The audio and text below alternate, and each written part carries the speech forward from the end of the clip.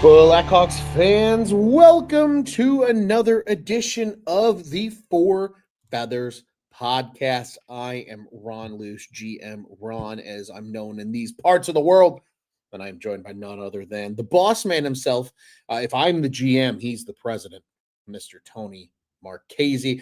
Tone, a little early Four Feathers for us this week. We're used to the 9 o'clock Central Time shows lately, but this 4:30 one sounds a little fun, coming to everybody live the Tuesday before Thanksgiving, and that is American Thanksgiving, of course, in case we have Canadian listeners and listeners from around the world.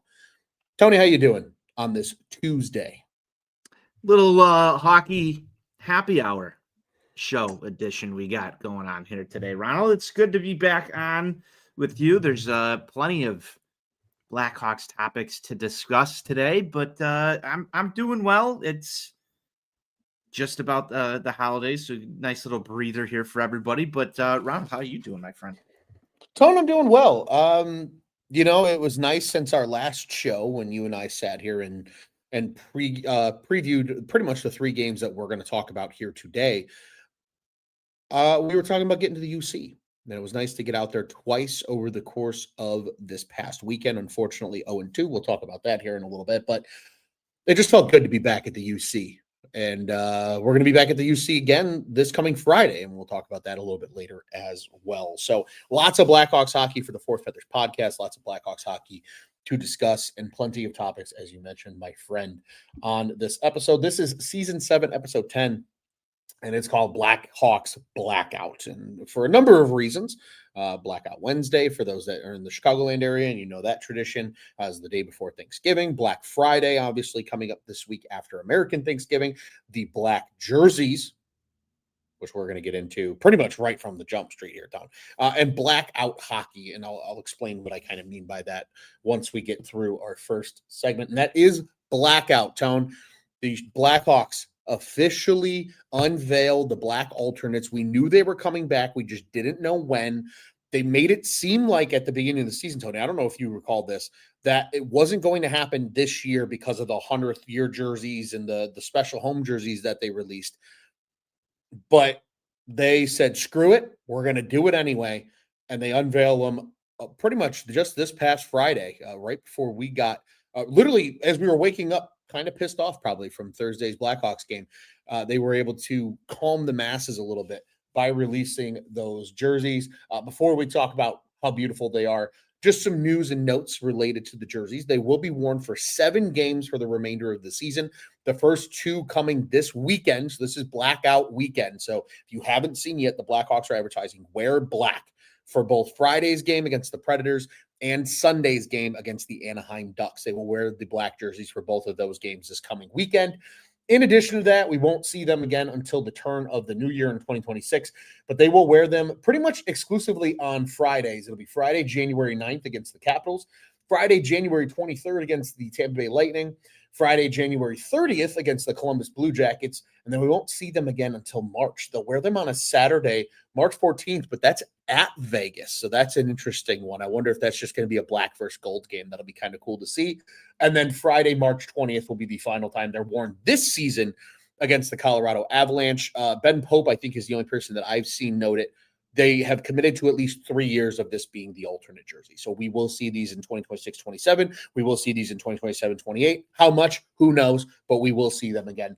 And sales were through the roof, Town. CBH shop set records in literally an hour. The jerseys sold out completely. They went flying off the shelves on Friday morning. And, at the end of the day, Tony, they gave the people what they want. And it resulted in big-time sales for the Blackhawks in terms of jerseys because I don't know about you. I saw quite a few black jerseys on Sunday at that Colorado Avalanche game. I did as well. And it's funny that when you give the people what they want, they'll respond by paying dollars for the product that you're giving them. Interesting concept. I don't know why this wasn't done a long time ago. Maybe they were waiting for the 100th year. You brought up a lot of things, and there's a lot to unpack with the black jerseys because there was somewhat of an organizational hesitance to confirm that these things were coming back. This was probably the worst launch that you could have in terms of things leaking out there some stuff wound up online early. You had, rumors about this. You had an interview with CHGO and Jamie Faulkner talking about how they're coming back, just not now. So there was like a lot of buildup for this that I felt like you didn't really need. You could have put these things on sale at any point in time and they would have sold. I love them. I know our guy, Enforcer here at the show, Pat Comiskey, has had some terrible takes online about how he thinks that they're not that great. I think they look awesome, Ron. I didn't buy one yet. They were out of my size by the time I woke up in the morning. And you know what time I wake up in the morning, Ron. It's super bright and early. And they were already gone. I think you got your hands on some, but I did see a lot. There's still some available in the stores. Fanatics, CBH shop. It's slim pickings right now. So if you weren't quick draw on the on putting your credit card number in at CBH shop, you're probably not likely to get an authentic or even a mid-tier level jersey through the holiday season is my guess. So good luck to you if you're hunting for one of these things. But because they're committed to them for 3 years, I do believe there will be restocks of these, Ron. I don't think that this was the only time they were going to sell these, especially with the success that they saw within the first, I guess, release of them. But no, I think this was a good, positive thing. I don't know why it was so secretive, but yet not so secretive. I think you probably could have done this, unless it was a supply chain thing, a little bit sooner this season. I know they wanted to wait until the Madhouse era, but we can talk about whether or not it really lines up with the Madhouse era or if it's a little bit kicked down the road, because even the Cup teams early on, some of those players were in the black alternate jersey. So this wasn't just a one era of Blackhawk hockey jersey here. So, I'm excited to get one eventually. Again, was not quick enough with the credit card, Ronald. But hey, there's plenty of options too. I do have one bone to pick. Oh, I do have one bone to pick, and this isn't a ruffle some feathers. Just a bone to pick. Just a bone to pick. So I went on to the CBH shop, and there's an option to select legends or former alumni in the black jersey. There was one name on CBH shop that was missing when I looked, and I don't know if it's been corrected since, but there was one name that was missing, and I feel like he's one of the most iconic players, not the most, but one of the most in the black jersey, and that was Tony Amonte. How do you not have Tony Amonte available on the CBH shop? Sure, you can customize your own, but they had a large list of Blackhawks alumni. I was surprised that Amonte wasn't there. Maybe it just didn't, the drop down didn't scroll all the way up where it was. I don't know, but Tony Amonte's name wasn't there when I looked. That's one that I want. But Ron, how do you forget Tony Amonte? I don't know. And I'll be honest with you here. So I am currently scrolling that list for what's deemed part of the alumni. They are only available right now, at least on CBH shop. I think Fanatics, they might have a little bit more supply right now. But for CBH shop, they're pretty much just youth jerseys is all they have left, Tone. But as I look at this list right now, names that I notice and are on here include Adrian Coyne, Edit Belfour, of course. You've got, oh my goodness, there's so many names. Keith Brown, Rob Brown, Adam Burrish, Brian Campbell, of course, Chris Chelios. You can get that one. And it pretty much just automatically comes with the C, which is pretty cool. Corey Crawford is a part of this as well. Eric Daze is out there, which was one of the names that was mentioned in the release as a part of the jerseys, of course. Tony Amonte's name was listed in the release. It was the first name listed in the release. It was. That's and why he is that's why not I'm mad. there. Yeah, and he is not there. And that's exactly where I was going with it, Tone. It's kind of surprising that Tony Amonte, who's probably one of the names most synonymous with the black jerseys, probably outside of, I would say, Chris Chelios, really, and probably Eric Daze, given the era that those debuted, it feels a little criminal that Tony Amonte's not there. Now, Tony, I will beg the question, though, because I'm sure they had to get approval to have the alumni names. Do you think Tony Amonte told the Blackhawks to go stick it where the sun doesn't shine? No, because he was there. He was there with God, I forget what he was there for.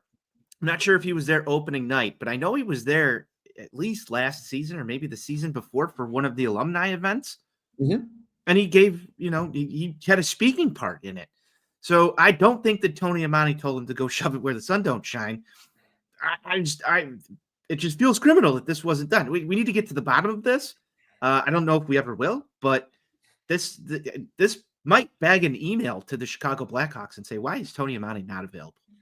I think that's a fair question to ask because, at least for me personally, when I think of the black jerseys, the first names I think of are Eric Daze, Tony Amonte.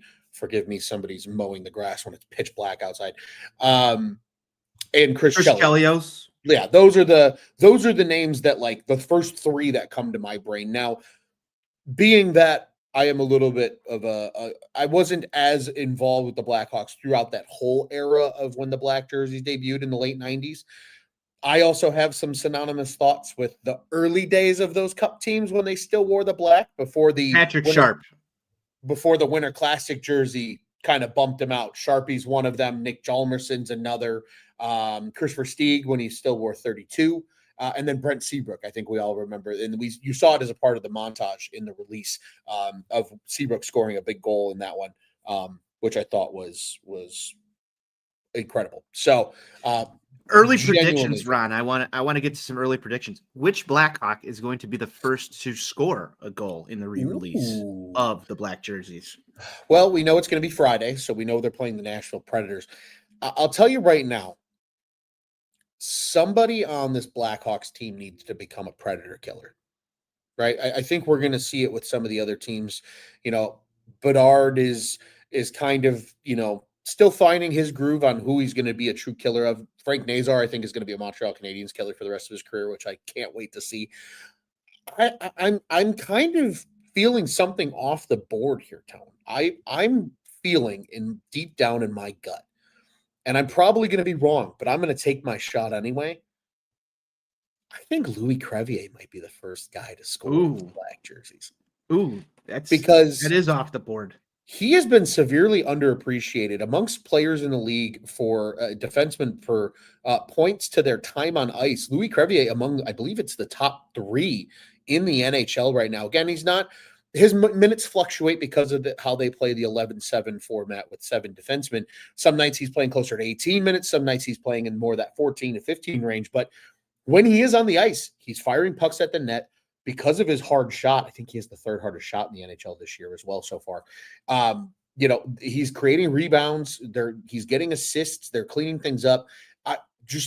Something tells me that he's just going to clap one from the blue line pretty early on, especially if he and Alex Vlasic get the start, which has happened habitually recently. I think Big Louis Crevier might be the first one. What do you say, Tony? I was going to go with Ryan Donato. Ooh, I like that pick a lot. I'm going to go with Ryan Donato. I just feel like he's got the energy of a black alternate jersey. Like someone who's going to show up in the black alternate and make a name for himself. Can I double down on that a little bit here, Tony, for a second? Not necessarily Ryan Donato, but who screams to me that they're going to become part of that, like Eric Daze, Tony Amonte lore? I have a feeling I know who you're going with. Tyler Bertuzzi. Yes. Yeah. Yes. The long 100%. Hair, the no teeth. Like that, he just screams black jersey to me as well. Yep. And I wouldn't, based on how he's played, I would not be shocked if Tyler Bertuzzi is one of the first ones, if not the first one, to put one in the back of the net as well and create that was my 1A. There was Tyler Bertuzzi because he's had a good season so far. He has had a great season. And funny enough, if you go to the Madhouse store at the United Center, so the Blackhawks store at the United Center, they have a very select number of players like jerseys, right? Just the T-shirts with the names on the back. You can find a Nick Foligno. I believe those only come in red. They have Connor Bedard in red. They have Teuvo Teravainen in red. And then they have two players in black, and it's Connor Murphy and Tyler Bertuzzi. So kind of interesting that he's already had a black t-shirt out there, and then now that the jerseys are back, he just fits the bill, Tom. He really does. Kind of a TW type guy. What if it was Sam Lafferty? Sam Lafferty is another one that's out there, TW, the original TW guy from the Four Feathers show. That graphic's still out there somewhere. But yeah. Tyler Bertuzzi's here for another two seasons after this. You have to wonder, like, is he the type of guy that takes a lower number to stick around here after that? You know what I mean? He's really enjoyed, I think, playing under Jeff Blashill so far. Mm-hmm. You've seen him become a top 6 guy, even more so this season than last season.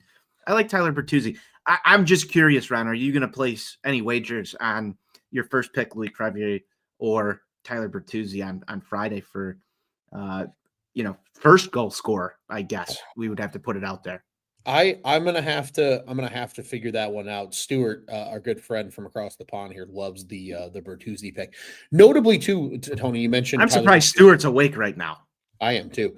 You mentioned Tyler Bertuzzi enjoying playing for Jeff Blashill. I think a lot of people forget they crossed paths in Detroit, first with the Grand Rapids Griffins, where Blashill got his start in that organization when Bertuzzi was still kind of a prospect and coming up through the pipeline. And then, of course, they had a little bit of overlap in their time with Detroit before Blashill was let go. And ultimately, Bertuzzi was let go and then started his collection of original 6 Infinity Stones. I know people joke about Patrick Kane having half the original 6 teams played for already. Tyler Bertuzzi's got 4 of the 6 already. And all he needs to do is venture to New York City and then venture to Montreal, and he's got all 6 before his playing days are done. But to your point, Tom, maybe that changes, and maybe he just sticks with the Blackhawks for the rest of his career after that next contract is over. Tony, I will note really quick here, you mentioned it a little bit earlier. I was able to get my hands on one of the black jerseys. I'm very excited. I had a black jersey already. I have a Patrick Kane black jersey from the first iteration of those jerseys. Love it. Wear it fairly often, and it will be worn this Friday to the United Center. But I was able to get my hands on a Spencer Knight black jersey, and I'm very excited about that. That seems to be the hot ticket name on the back of these things so far. Everybody I've talked to, it's either Bedard or Spencer Knight. And I don't think you can go wrong with either one of them. Don't think you can go wrong with either one of them. I don't think Those are probably the top 2 selling jerseys, I would venture to guess, for the Hawks this season. Have you picked up a Centennial jersey yet, Ronald? I have not picked up a Centennial yet, Tony. I think I've made the executive decision that I will not get a player on my Centennial jersey and just get a blank jersey. I think that's going to be the move for that one. I made that conscious decision, I think, on Sunday. Quickly here from our friend Stuart. He says it's 11 p.m. Still early days for him. So, yeah, there you go. Or I think it may be 11 a.m. I don't know. I'm not good. No, it's 11 p.m. I checked it as soon as I made the comment. I wanted to check and see, so I pulled open another tab. And it's Google search time in Ireland. It's still respectable right now from a timing perspective, indeed. And then Jenna Toll here, devious beard on the right. Well, thank you. Actually, it needs to be cleaned up. It's kind of scraggly and gross right now, but neither here nor there. Tony, let's keep this thing pushing forward, shall we? We got to talk about Blackhawks hockey. Obviously, the black jerseys are all the rage. That's the excitement, I would say, right now around this Blackhawks team. These last 3 hockey games have not been all that exciting for a variety of reasons. Well, that's what we get for coming on here on our last show. Of course. And saying that there was nothing to complain about. Now there's stuff to complain about, Ron. I can't wait. It feels better now that we've got some things to complain about. I felt like we were living in fantasy land. So, Ron, break it down. Let's start talking about things that went wrong. Yeah, let's start complaining. I think we could honestly take this game by game. I really do. I think there's plenty to be said and just structure it in that sense of game by game. So let's start with that Thursday game, Tony. We were both in attendance for said game. 2 really strong periods from the Blackhawks. I heard a few other people around the arena say, I believe we said it to one another, that second period that they played was probably the best second period the teams had all season against Seattle. They get both goals in that period. One comes from Tyler Bertuzzi on just kind of a little flare tip over the goaltender. And then, of course, a sick pass from Bertuzzi to set up Teuvo Teravainen for a goal as well. Hawks are flying high. It's a 2-0 lead after 2 periods.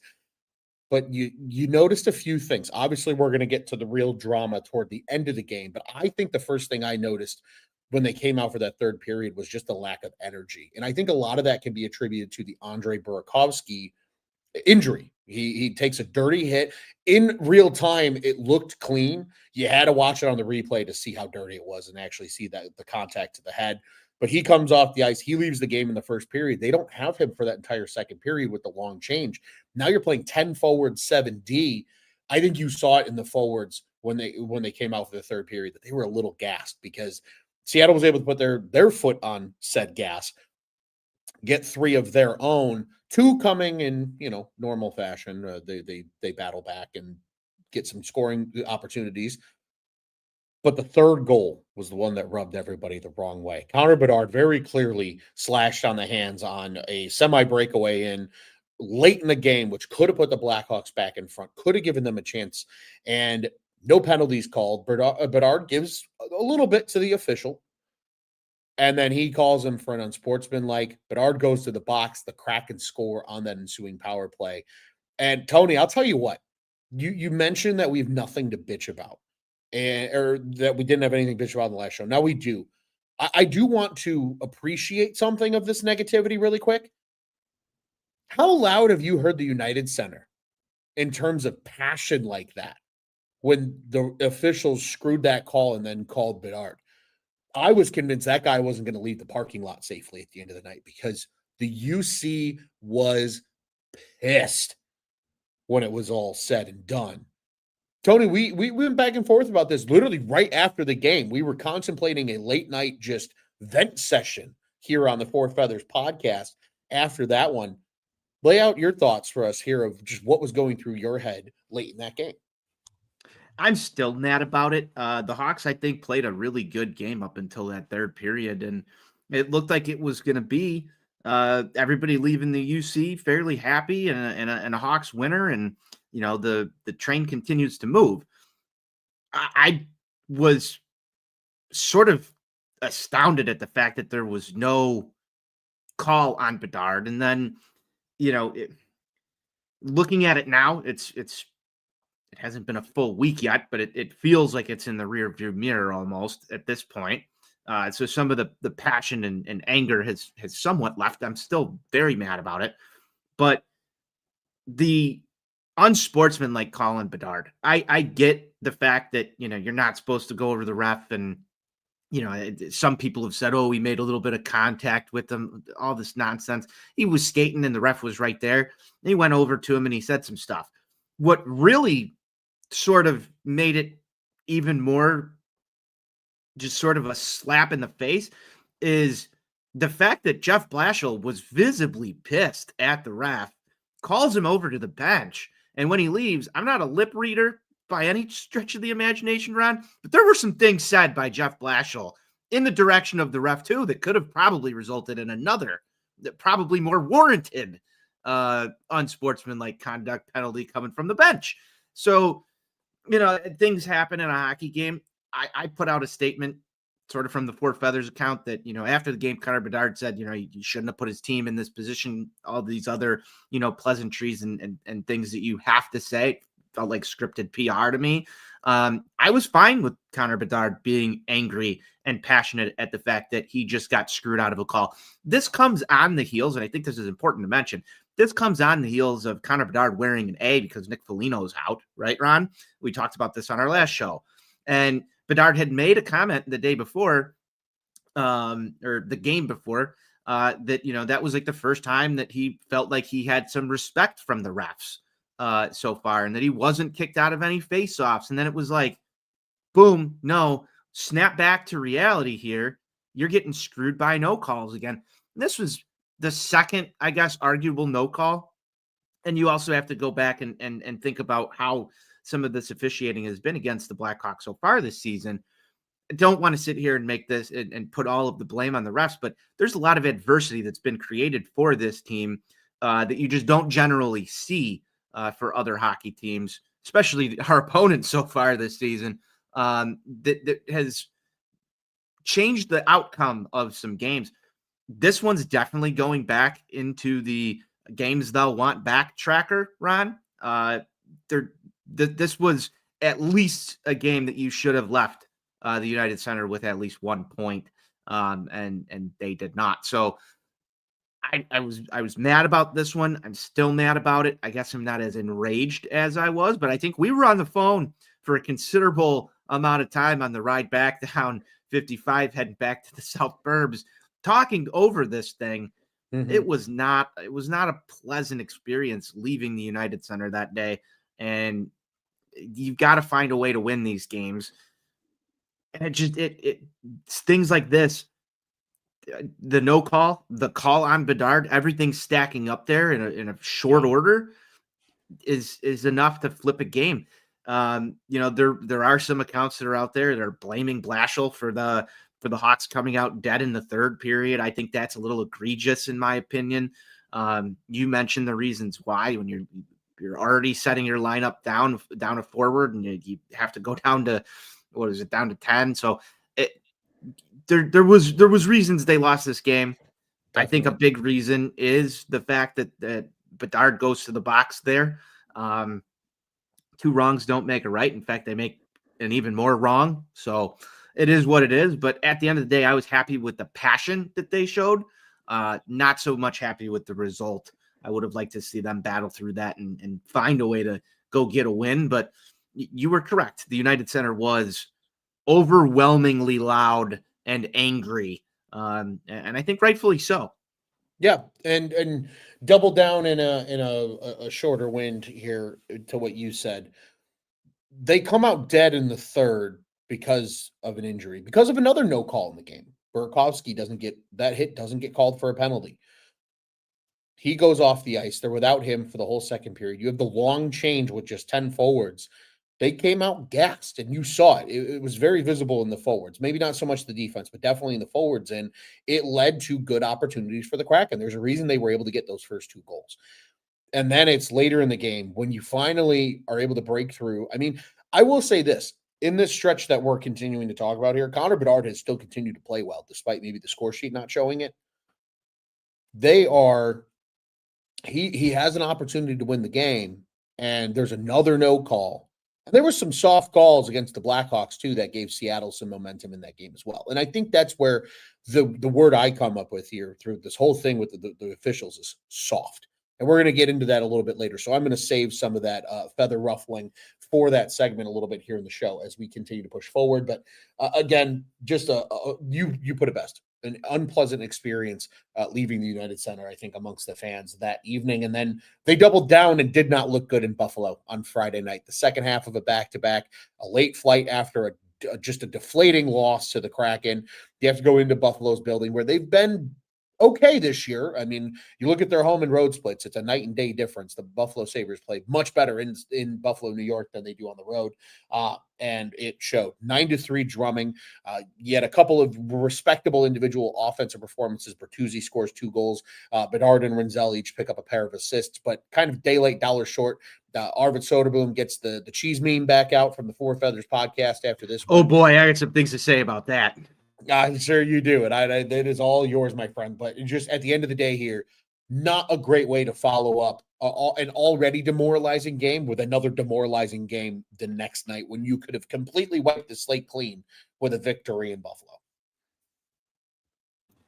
You could have. This was an easy win for the Hawks going into this. The way that the Blackhawks have played all season, you look at this one on the schedule and you think easy win. Obviously, that's not how it wound up. They came out flat, completely flat. And you have to wonder how much of that loss the night before, the loss of Burakovsky, the trip on a back-to-back, and, potentially playing down to your opponent has to factor into a loss like this because a lot of things were just stacking up sort of against the Blackhawks as we continued down this path. For it not to be such an easy win, and you could throw some stuff out there that the team wasn't prepared in the right way. All this, the cliches that you want to throw out there. at the end of the day, every team's going to have some stinkers. This was one of them by far. I think it was the worst Blackhawks hockey I have watched since last season, probably midway or earlier on last season. It was ugly in every single facet of the game. The defense was horrific. The offense could not really generate much of an attack. I mean, they still were able to find the back of the net a couple times, but the answers came quick whenever the Blackhawks were able to mount any sort of offensive pressure. It felt like the puck was, behind Arvid Soderblom again within another 2 to 3 minutes, and it wipes away any momentum that you're trying to build. You have to find ways to chip away and get back in these games. And, between the defense and the goaltending, the Blackhawks were unable to muster anything in this one, Ron. It was kind of fucking embarrassing, if you ask me. And we haven't had to say that on this show in a while. Again, night and day difference. That's how fast these things can change from last week to this week. It was bad. It was bad all around. Now, Arvid Soderblom does earn himself back the cheese meme. And people were notice. People were big mad. They were mad online. They were mad online at Four Feathers. There were some people who agreed, but I did see a lot of mad online at the Four Feathers account. And I think the people who were mad online, Ron, a lot of them, I just have to come out and say this. They don't know the history of the meme. They don't understand the history of the meme. I saw it called AI slop. I know that's a new popular term with the kids these days on the interwebs. We were doing AI slop here before anybody else was doing AI slop. So guess what? This was the original AI slop, Arvid Soderblom meme. And this comes with history. Arvid Soderblom was one of the worst goaltenders in the National Hockey League. 2 years ago, Ron? Yep. Last season, we gave him on this show, and we've got the records, we've got the receipts. We gave him a ton of praise. Mm-hmm. So if you follow along with the show, you know why he earned the cheese meme. Indeed. Well said. Well said, Tony. Yeah, he earned the cheese meme. And again, I think you put it perfectly. This game was in reach after one period. Yes, you didn't play your best hockey, but you were able to get one late in that period. You make it a 3-1 game. That's where something's got to happen in that locker room. And I'll tell you what, they missed players like Nick Foligno and Andre Burakovsky in their lineup for that type of game. Because those are the type of guys that have been around the league long enough. They've played with great players. Obviously, Foligno's your captain. And they're going to know how to help respond to that. I know a lot of people, again, I've got the receipts, Tony, of the Andre Burakovsky hate from over the summer. But that move has paid dividends. You've seen it. When he's on the ice, this offense looks significantly better. And again, I know we're talking a lot about him. We're going to focus in on a little bit of news around this guy a little bit later. They missed those guys in this game. And that's why ultimately I think this game gets away from them. Your 3-run after 1, 9-3 after 3 isn't great. Shit happens. But Tony, I will say this. I think they did a pretty good job turning it around against the best team in the NHL on Sunday in the Colorado Avalanche. That was a pretty spectacular, just 1-for-1. And I've got something teed up for you here. This is coming from a good friend of the program. We haven't had him on, unfortunately, yet as a guest, but certainly a good friend of the program, Mr. Charlie Remiliotis here. This is yesterday on the interwebs. And I quote, Connor Bedard was on the ice for 12:40 of Nathan MacKinnon's 20 minutes and 36 seconds of even strength ice time on Sunday, per Natural Stat Trick.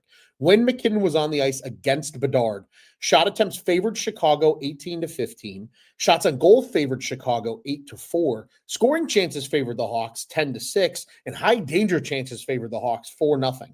However, when MacKinnon was on the ice without Bedard, Colorado favored in shot attempts 13-7. Shots on goal were in favor of the Avs as well, 5-2. Scoring chances were even at 5-5. High danger chances were even at 3-3. But that just goes to show, in addition to that, of that 20-36 where MacKinnon was on the ice at 5-on-5, Makar was on the ice with him for 16.5 of that. So Bedard's line held it down defensively, and I completely agree. This game was spectacular. Everybody wants to poo-poo Connor Bedard. He can't play center. He's not going to play defense long term, blah, blah, blah. He's a different player this year on the defensive end, and you're seeing it. I think that speed helps him a lot too, keep up with some of these elite players, especially at the center position like a Nathan McKinnon. They did a great job. I was a little disappointed though, Tony, and I'm gonna fully save it for our Ruffle Some Feathers segment. It's my 1A because we have a collective Ruffle Some Feathers that we're going to touch on a little bit later as well. But I got a 1A for tonight. But I will say this. It was a good test against the mighty Avs. They went toe-to-toe with them, and to only give up one goal on a fluky play that maybe Spencer Knight in hindsight probably tells you he shouldn't have tried to make. And that's the only reason the Avs were able to capitalize, because otherwise the Blackhawks did an admirable job arguably shutting down the best team in the NHL. I agree. They came out in the first period of that game, and it was a night and day difference from their effort in Buffalo on Friday. I was astounded when we got to the intermission, and I believe the Hawks were up. It was like 11 or 12 shots to 2. That's a really good effort from a young Blackhawks team against an Avalanche team that's only lost one game so far this season in regulation. Outstanding effort. Second period, not so great. It felt like there was maybe a little bit of ice tilt. Might need to go get a level out there and look at the United Center ice because Colorado comes back, but Spencer Knight was standing on his head for when he needed to, and obviously they get the one by, but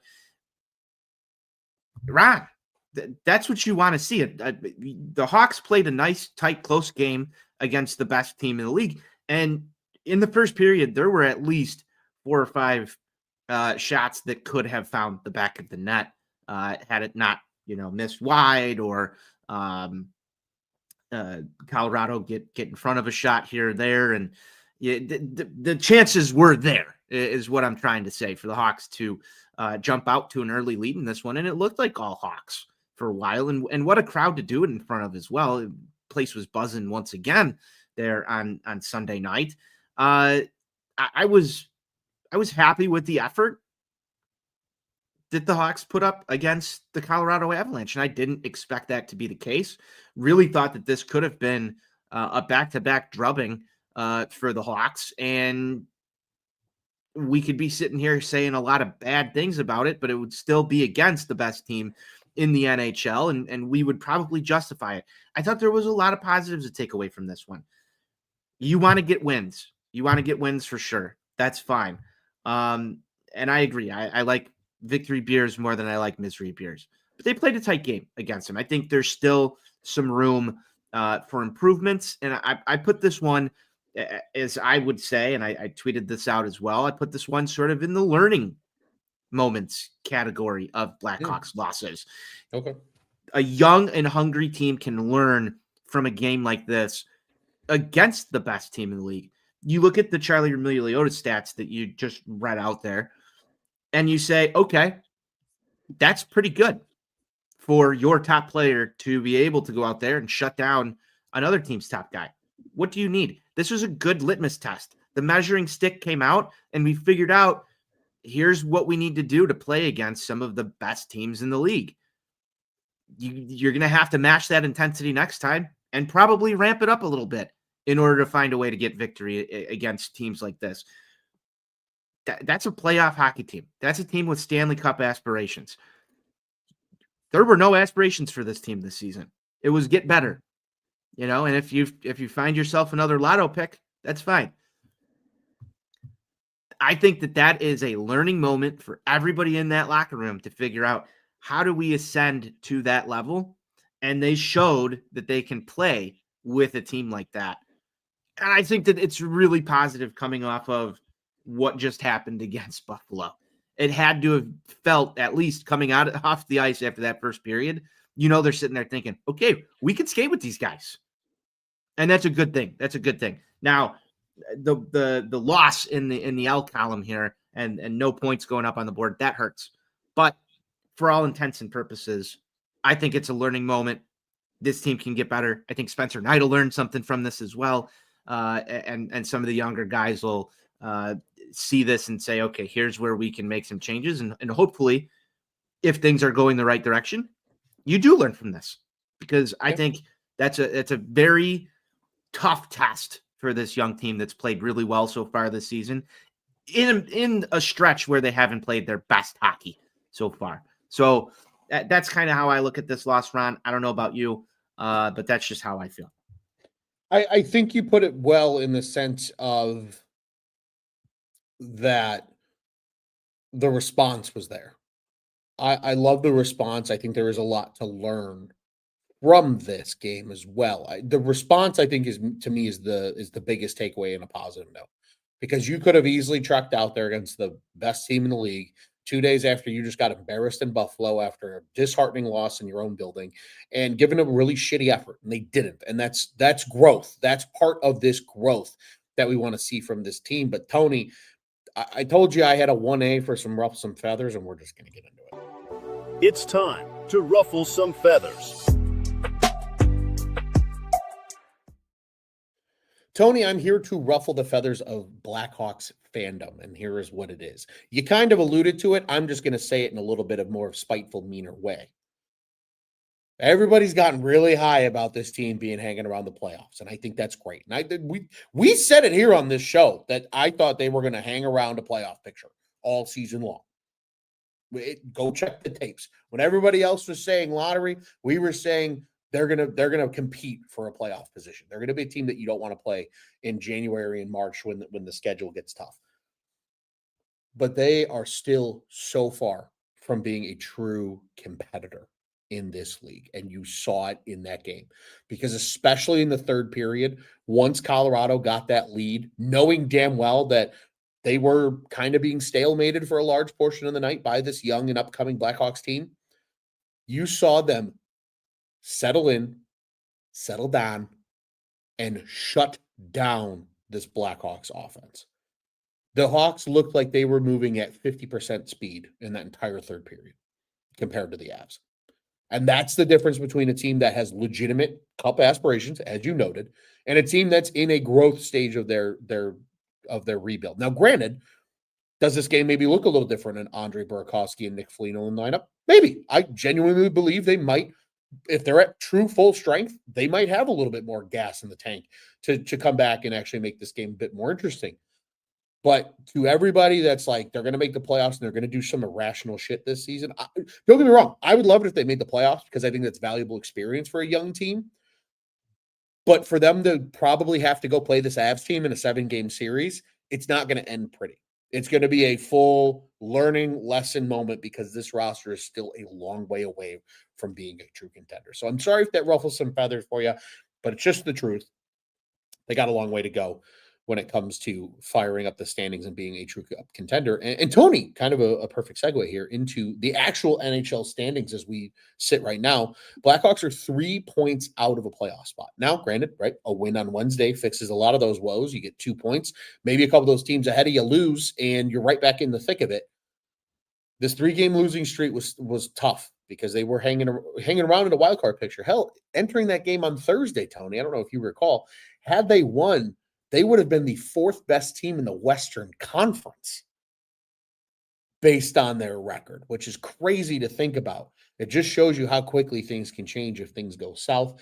They are, again, 3 points out of that playoff spot, but they do have games in hand over Utah, who is currently sitting in that last wild card spot, as well as San Jose and Edmonton, who are technically above them in the standings. The only 2 teams between the 2 wild card spots and where they sit that have either equivalent games or games in hand over the Hawks are the Winnipeg Jets and the Vegas Golden Knights. So who knows, right? They got an important stretch of hockey that we'll talk about a little bit later, but that's kind of where things sit. Tony, how about some positive news? I'm tired of talking about negative shit. Andre Burakovsky skates in full on Tuesday. No non-contact jersey. He skated on his own in a non-contact on Monday, but Tuesday was spotted in a red practice jersey. It looks like he's expected to play on Wednesday against the Minnesota Wild. He was taking line rushes on Bedard's right wing again. Tony, I don't know about you. That makes me feel a lot better, because I said it to you at the United Center. I've said it to people in general conversation, and I'm going to continue to say it here. They missed Andre Burakovsky. I know people don't want to hear that because he wasn't supposed to be the flashy sign. He was an important addition to this team over the summer. And you saw it. They missed him in this latest 3-game stretch when he got hurt against the Seattle Kraken. He was. And before we get there, I just want to settle back in and say I enjoyed your ruffling of some feathers there. Thank you. I think we've sort of talked about our collective one already. We can touch back on that in a minute if you want. And I talked about mine, but I believe the Andre Burakovsky missing from the lineup right now has done a couple of different things. One, he's been one of your most productive offensive players on the first line. And so you've had to have Connor Bedard sort of shuffling around with, different cast of characters over this stretch of now 3 games that they've lost. You look at this and you say, okay, injuries happen. We're going to have to adapt. But this sort of fits the bill of what we talked about with why this team didn't perform up to what people thought they could even last season. Burakovsky's been that staple for Bedard so far this year. That is not really something that anybody can argue at this point. When he's in the lineup, this team has been winning. When he's not, check out the last 3 games. Not great, Bob. It happens. So I think, we have to hope and pray that he's on his way back, hopefully for tomorrow night. I know that you just mentioned, he was on the ice for practice today, and it seems to be trending in that direction. That hit, go back and watch that replay. Things could have been bad for a long time. So thank your lucky stars that he's on his way back and hope that it's not something that can potentially be re-aggravated. I mean, you look at the way that his head was just leaning over and the way his neck turned, like things could have been very bad there. We all know what happened when Connor Bedard sort of went head down into an elbow. That was a significant injury that cost Bedard, over a month of time, Ron? So thankful that this seemingly is being worked out at this point. But again, crucial stretch. Talking about your ruffle some feathers here, Ron, I'm just bringing it back, reeling it in. Our guy, Steve Kwiatkowski, at Dirty Third 81, wrote in his Monday notebook yesterday that, there is sort of this logjam in the standings right now. And I want to just point this out. We've been talking about the Thanksgiving deadline, and he did a nice little paragraph blurb on this, that there's a lot of teams sort of bunched up right now in the Western Conference. And you mentioned, had they won, they could have been up there still even to this day. I think you probably only needed 2 points, maybe 3 out of those 3 games to keep yourself, I believe, in a playoff spot. And as you mentioned, a win tomorrow could potentially bump you back up. But standings are tight in both conferences. I'm just going to read off what Steve wrote. The Philadelphia Flyers hold the second wildcard spot with 25 points. 3 other Eastern Conference teams are out with 25 points. The Washington Capitals are out with 24 over in the Eastern side. The Red Wings lead the Atlantic Division with 27 points. 3 teams have 25, with the Montreal Canadiens in 5th place over there. In the West, the Utah Mammoth hold the second wildcard spot with 25, and 2 teams are out with 25. There's 2 more behind them with 24. This was Monday. So I'm not exactly sure where the standings are right now, but amongst the teams expected to be in the playoffs, the Edmonton Oilers, the Washington Capitals, the Winnipeg Jets, Montreal Canadiens, and Florida Panthers, who are all projected to be playoff teams, are not in the playoffs right now. This has been a very interesting NHL season. Now, that's not to say that the Hawks are completely buried, done, and out of it. I know, Ron, you just went off on your tangent, but the point projections that Steve included in here has the Hawks sitting in 7th place in the Central with only 78 points this year. That's the point projection. Now, we talked about, the money puck playoff chances and all of that other stuff earlier. The Hawks opened the season with about a 5%, 4% chance of making the playoffs. That was up to almost 50 last week. I haven't seen the updated money puck lines either. Things are very fluid in the NHL playoff standings and who's in, who's out. I don't think this is going to be a typical year where some teams are starting to run away after Thanksgiving. I think that bodes well for the prediction that the Hawks are going to be hanging around a playoff spot. But if regression does happen, which it can, the Hawks might continue to fall down these standings. And I said this last week, and I'll sort of reiterate it again. That's not the worst thing in the world. There weren't playoff expectations. Now, are some fans going to be very hurt by it? And is there going to be a lot of fire Kyle Davidson, Connor Bedard's a bust, what the fuck's going on, takes that you're going to see online? I don't think that erases the growth that we've seen so far from this team. I don't think that it erases the injection of life that we've seen from Jeff Blashill since he's taken over. I don't think that erases the fact that Spencer Knight looks like an elite goaltender. I don't think it erases a lot of the positives. What it does do is tell you exactly what you said. This team is still far from its finished product.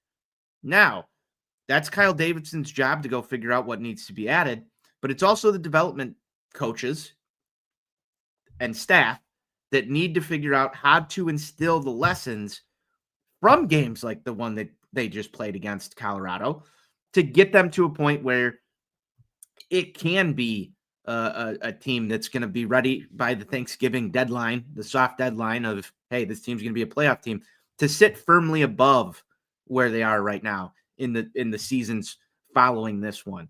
So I'm not saying that, all hope is lost. Can they compete for a playoff spot this season? I think absolutely they can. It's possible. It's within the realm of possibility. And their hot start has put them in a position to do so. But they're far away from the best team in the National Hockey League. They're going to have to play a lot of perfect hockey. The kind of perfect hockey that you didn't see against Colorado, Ron, in order to make that happen. So I thought your ruffle some feathers was very well warranted. And tempering expectations, I think, is important. But at the same time, I also don't think that, if they do rattle off 4 or 5 losses in a row, I don't think that that's time to raise the alarm bells and say something's wrong with the Blackhawks. No, they've played so well that when that happens, that's just sort of what you would have expected coming into the season in the first place. So I don't think that there's really something wrong here. I think it's just, we talked about Andre Burakovsky. We talked about some of the scheduling. We talked about some of the officiating. Things don't go your way. The Hawks aren't the type of team at this moment where you can overcome a ton of that adversity, because if you look at it, there's still holes in this roster that need to be fixed. I know that's a long-winded way of saying it's not all there yet. So continue to enjoy the times when they do win. 100%. Quickly, just adding to your note here, Tone, the Blackhawks playoff odds chances, according to Money Puck, as of literally this very moment, 27.9% chance of making the playoffs. So has taken a little bit of 3 games, and you lose about half of your chance there. Yeah. So it's still better than what they were when at the onset of the season.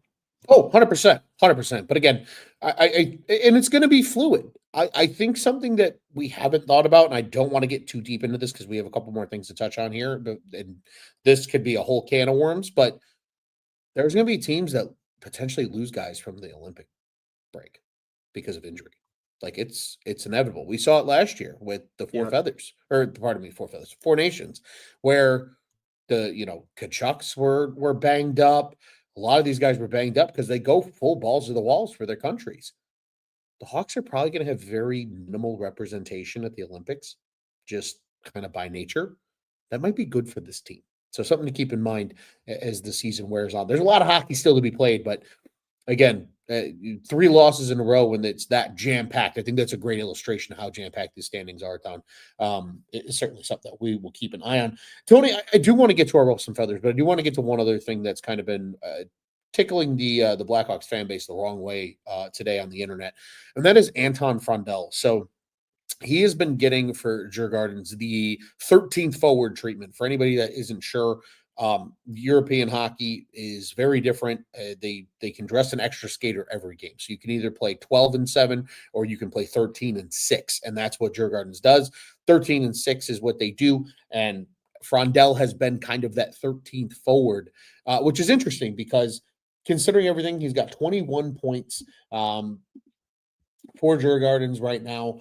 That is currently tied for fourth best on the team. He has played in 22 games, so he's played in every game so far this season, which is noteworthy. His 8 goals are amongst the best on the team. In fact, they're second only to Charles Hudon, who some people that are hardcore shell players may recall that. Yes, thank you, sir, for pulling that up.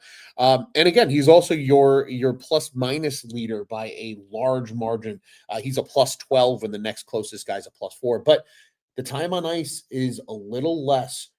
Tony, I beg to you, are you concerned about this? Is this something that you're worried about? Or do you have a little bit more of a tinfoil take on Anton Frondell and how he's being utilized by his SHL club in Djurgårdens? Oh, the mute mic got Tony Marchese. Oh, it got me. Sorry, I was trying to get into the stats there. I'm not really concerned by this all too much. You look at the plus minus sitting there at plus 12. You look at the points that he's put up, 13. I think that's best for fourth on the team right now. I'm not concerned by that level of production. Sure, you want to see him as, your team's top overall pick at number 1 and just running away with the league. Guys can go through, down periods and whatnot. But I'm wondering, maybe this is a little tinfoily, but I'm wondering if maybe the Hawks want him sort of protected a little bit in terms of, his time on ice and his exposure to an injury that could knock off his development. The big talk that we had this offseason was whether or not he was going to come to the States where the Chicago Blackhawks would control his development, or if he was going to return back to Sweden. Now, knowing that he's most likely coming to America next season, or even, I think you've mentioned, Ron, you're the GM, you've got the PhD in salary cap geography, so you know how these transactions work far better than I do. So if I start speaking out of my ass on something that doesn't work, please correct me if I'm wrong. But if they're eliminated from playoff contention early on, there's a chance that you see Anton Frondell get a cup of coffee here with the Chicago Blackhawks as early as April, mid-April, sometime around there. Maybe even March, depending on how the season plays. So if the Blackhawks aren't expecting him to slot right in a top 6 capacity, which they may, you never know, if that's going to happen, is there something else afoot here? Could it be his, Swedish team is evaluating other players and whatnot, and the Blackhawks development isn't their primary concern? Maybe the Blackhawks themselves said, let's make sure this guy is healthy through the season, limit his minutes, and take less risk on this. You're obviously seeing a guy that is impacting the game for his team in Sweden.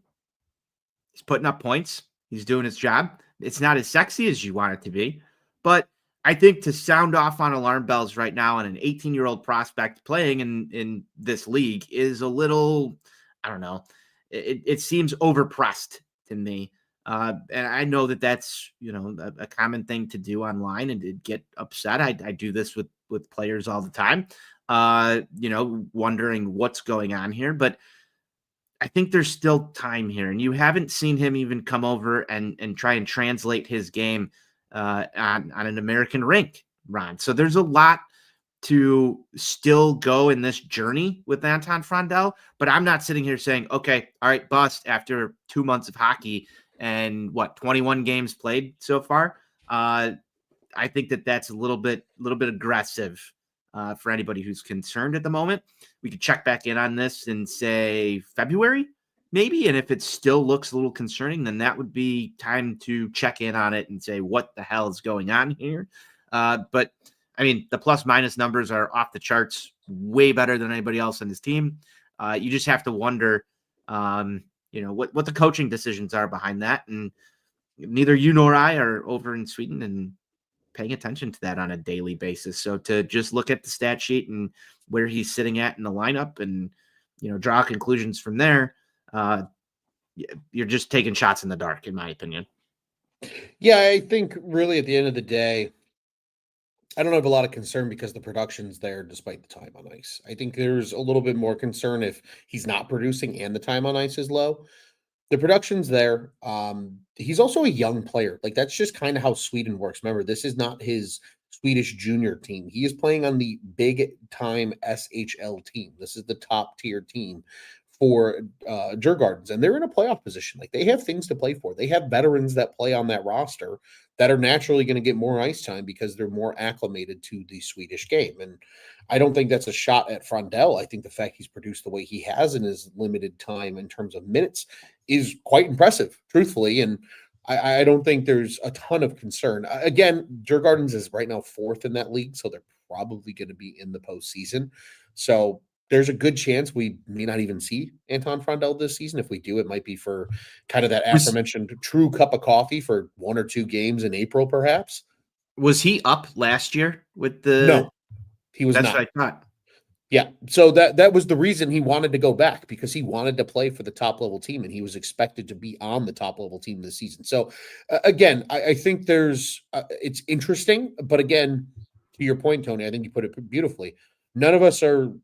Most of the people commenting on this are not actively understanding the SHL and how it works on a day-to-day basis, and because of that, I think it's hard to truly get upset about it. I just think it's more interesting than anything else, as something to keep an eye on. But Tony, let's run this thing back, shall we? One more time. It's time to ruffle some feathers. We are ruffling feathers. Huh?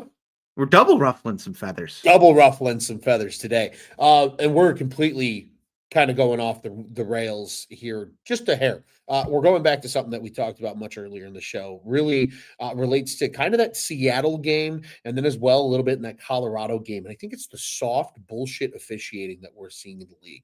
It's been bad. And this is, I think, an NHL problem. I don't think it's just a Blackhawks problem. Obviously, we're hyper fixated on the Blackhawks, so we see it the most against our favorite team. But the phantom tripping call in Sunday's game against the Avs, that they actually went back and discussed and said no penalty, which was crazy because Blashill and Bertuzzi were irate. And then you go back to the no calls and calls in that Seattle game and how they were just, and again, these officials have gotten tone. This was something I shared with you in much more passion than I'm going to share it here, but they've gotten a little soft. I remember when officials would be mic'd up. You even brought it up, the famous Tony Amante video of him being mic'd up. Players would motherfuck officials all the time, and the officials would give it back because that's a part of the game. These guys are all soft, and they think because they wear stripes that they're above the game, or that they're this elite level of I control what happens in this. It almost feels like a power struggle rather than a give and take. They're a part of the game, not above the game. And I think they're getting a little soft because they just can't take a little bit of criticism when they fuck up. Be honest, be truthful, communicate with these players. And if somebody tells you to go fuck off, tell them to fuck off right back, because that's what the officials of old would do. And the NHL ran a lot more smoothly, and the officiating wasn't a problem. I get you want to be respected, but in the heat of competition, guys are going to say shit that maybe they wouldn't say to your face in a general conversation. Get over yourself, look in the fucking mirror, grow a fucking ball sack and a backbone, and tell them to go fuck off as well. It's totally okay. In fact, I would probably respect you more, Zebras, if you had the balls to tell a player to fuck off if he told you fuck you. Fair's fair. I mean, I don't think you're saying anything wrong here. You played sports. We both played sports. It's not it's not just this black and white. Oh, he said something to me. Off to the box you go. Watch some Shoresy for like a minute. Just watch some Shoresy. I know that's, him he's not officiating NHL games, but he's giving it back and forth with like high school kids. That's part of what makes the sport great. We're at a point right now, man, where it's just they don't want to do that. They want to send a guy to the box and get their mic time, go up there and Connor Bedard, 2 minutes for unsportsmanlike conduct, so that they can hear their own voice on the television when they go home at night. I don't know what it is, but here we are. And this is exactly, I mentioned the lip reading. It's exactly what Jeff Blashill, I'm pretty sure, called the referee after that call the other day. This goes back the whole season, though, Ron. Think about the goaltender interference for Tyler Bertuzzi poking a puck into the net. No, that one was so bad. It's nauseating.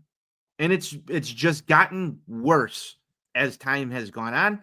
And, officiating is going to get criticized by every fan, every single person on the internet who's got a podcast or a Twitter account or whatever platform you're on. They're going to talk about it. It's just part of the game. This is the worst I've seen it. This is the absolute worst I've seen it. There's been some calls that have gone the Hawks' way that I've sat there and said, that's a gift. Yeah. That's a gift. And, it goes both ways. Unfortunately for the Hawks, it seems to have bitten them in the ass a couple more times than it's helped them out so far this season. You just want to see it called close to fair. And I think that we're okay. But, I hate to even dig down the lines to this, but this is the type of stuff that gets you towards baseball discussions of robot umps and what can we take out of the hands of humans and all this. Just call it somewhat evenly and people won't have too much of a problem. I don't want to start having these types of discussions with hockey. I think the replay system is already bad enough as it is. They don't even get it right half the time. The further we go down this, the worse it gets for everyone. Yeah. So just, control what you can control. And if the one thing that you can control is Connor Bedard comes over and says something to you, if it's not something that, warrants, you turn around and punching the guy in the face, it's not worth putting him in the box for, Yeah. That's part of the sport. I think you said it really well, Ron. That's our collective ruffle some feathers right now. Cause I think it's just been bad for the whole league. It has been bad. And I agree with you. Certainly a rabbit hole that we don't have time for today, but the officiating can improve, and it's been tolerable in the past. I agree. I think it's hitting a new level of just bad, really obvious misses. I think is the more key. I also think back to the Jeff Blashill, the little diving motions from earlier in the season. I believe that was the home opener against the Canadiens, when he was telling the officials it was a soft call, and we continue to see it, and we're in November, and that was back in mid-October. So certainly something that we'll keep an eye on. Tone, let's get to another segment. Time to give out some stick taps. Tony, do you have any stick taps for us today before we sign off? I do got one stick tap to give out, and that is at the United Center, the restaurant above the atrium, Queenie's. Went there for the first time on Sunday night, was celebrating a special birthday dinner for my mother before the Blackhawks took on the Avalanche. We got in there probably about an hour before the game. Had a full meal. I got the steak. It was delicious. Service was fantastic in there.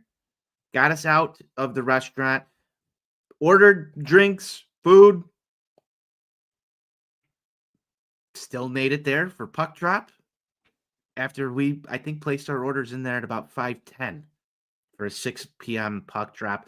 Excellent service there. I was surprised, honestly, because you go to a professional sporting event, you're not thinking that you're going to have a great, meal beforehand or whatnot. But if you're looking for a spot before a Blackhawks game for a little more upscale of a dinner, go check out Queenie's. I thought it was awesome. Fantastic food, fantastic service. So I got to give stick taps to them. Very, very great establishment there at the UC. Ron, got anything? I will just double down. I think the food has improved dramatically at the United Center over the last, call it 15 years or so. Huge You've upgrades. been a big fan of the nachos so far this year. You can't go wrong with a stadium nacho, man, especially with the hot peppers. That's just a classic. But a great shout out there to Queenie's as your stick tap. Tony, I was kind of struggling with this one before the show today because obviously we put a lot of thought into these segments, and I didn't know where I wanted to give the stick taps to. Right, like the on ice play has been a little, and we're coming up on a stretch here. But I'm gonna go ahead one more time and I'm gonna we talked about this a lot on our last show, but I'm gonna stick tap to those that controlled it, and I'm gonna stick tap to the NHL schedule makers because this amount of Blackhawks hockey around the holidays not only is good for the team, especially when they're young and upcoming and trying to generate excitement in your fan base, and you get to do it in your own building a lot when people have the time and capacity and maybe are trying to do more things like attend a hockey game around the holidays. But the fact that that Buffalo trip was the only game away from the United Center after November 12th until the end of the month is pretty spectacular. And we get 3 of those coming up this week yet. One tomorrow against the Minnesota Wild, one on Friday, which will be in attendance for against the Nashville Predators, and then of course one on Sunday against the Anaheim Ducks. So big success to them because I think having the Hawks home right now in this stretch is so important because people can get out, see the product, get excited about this team, see the black jerseys on display this coming weekend. And I think that's just going to continue to amplify. I think we're going to see more crowds, Tony, like we saw on Sunday, where it's 20,000 plus again packing the United Center on a night-to-night basis. And I think that's critically important for a team that's on the rise. So stick taps to the NHL schedule makers. Tony, what's on tap next? Well, we kind of just touched on it. 3 games coming up this weekend, all at home. The Blackhawks will then go on a West Coast road trip of sorts. It's 4 games, but only 3 opponents. They'll play Vegas. They'll play LA back-to-back twice with a night off in between, kind of a weird little nuance to see a team, an opponent play back-to-back games against one another in the same building. And that's exactly what we're going to see in LA. And then, of course, the Anaheim Ducks will be a part of that swing as well. But before that, we still have those 3 home games coming up this week. Wednesday, as we mentioned, against Minnesota, that's a 7:30 Central Time puck drop. And very important to note, if you are not getting to attend the game, that's an ESPN Plus / Hulu exclusive only. You cannot catch that game on CHSN on Wednesday. Be on the lookout for that how to watch from us over at ontapsportsnet.com in case you forget. In addition, then, Friday's game is just a traditional 7 o'clock Friday night start against the Predators. That one is back on CHSN if you're not able to make it out to the UC. And Sunday's game will be the exact same thing, but that is a 6 o'clock start. One of those great 6 o'clock starts on a Sunday night before the Blackhawks have to hit the road and go west. So that is what's on the horizon and probably what will be in between us and another show here as we get to the holidays. Tony, in addition to what's on tap next from a Blackhawks standpoint, happy Thanksgiving to you, sir, and to all of our listeners. Again, we will be live after the holiday. Happy American Thanksgiving, I should say, to all of those that aren't American and not celebrating this Thursday. Lots of food will be consumed. Football will be watched. Hockey will be watched, especially on Black Friday. And of course, family time and time with friends as well as a part of it. So it's going to be a great time. And we certainly wish all of our listeners the same. Tony, before we completely sign this thing off, any final thoughts for us before we wish everybody a great rest of their holiday week? Let's get some wins this weekend. Let's bring home a couple of points and put ourselves back up the standings so we have less to complain about on our next episode. But I share the same sentiment that you do. Happy Thanksgiving, everybody. And that's about it from here, Ron. When we close this thing down, how we always do. I agree. Just a quick final thought from me as well, encouraging everybody to follow at 4feathers Pod on the socials. We hope you like, subscribe, and hit that bell button over on the OnTap Sportsnet YouTube channel. You'll know when we go live and all of our other great shows go live here on the OnTap Sportsnet platform. And of course, ontapsportsnet.com and at OnTap Sportsnet on the socials. If you listen to us on podcast, please give us a rating. Hopefully it's 5 stars and a comment about how much you appreciate our content. And of course, Tony, 2 tough games against the Wild and Ducks, but a very winnable game on Friday against the Predators. Hopefully we're talking about 3-0 next time out. Tony, let's go Hawks. Let's go Hawks.